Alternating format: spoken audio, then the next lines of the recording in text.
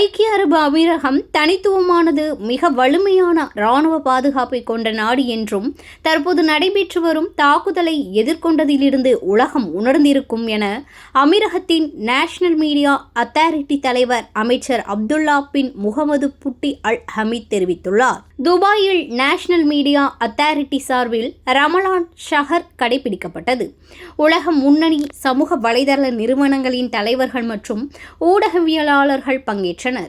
இந்நிகழ்ச்சியில் அமீரகத்தில் வாழும் குடியிருப்பாளர்கள் அமீரகத்தின் ஒற்றுமை மற்றும் நிலைத்தன்மை தொடர்பாக கருத்துக்கள் ஒளிரப்பட்டது.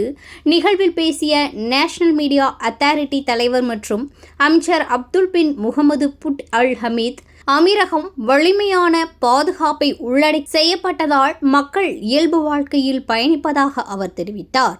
அமீரகம் முழுமையான பாதுகாப்பு கட்டமைப்பில் உள்ளது என்றும் அதற்கு சாட்சியாக அமீரகத்தை வழிநடத்தும் ஆளும் தலைவர்கள் தலைமை பண்போடு சிறப்பாக செயல்படுவதாகவும், மேலும் ஆட்சியாளர்கள் மக்களோடு மக்களாக வணிக மால்கள் உணவகங்களில் மக்களோடு பயணித்து வருகிறார்கள் என்பதை சுட்டிக்காட்டினார்.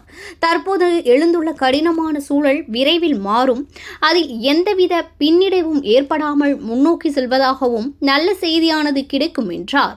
தவறான தகவல்கள், பொய் செய்திகள் அமீரகத்தில் வாழும் குடியிருப்பாளர்கள் அவர்களை சார்ந்தவர்களுக்கு களங்கம் ஏற்படாவது சரியான அணுகுமுறையாக இருக்காது. பொய் செய்திகளை புறந்தள்ள வேண்டும் என்றார்.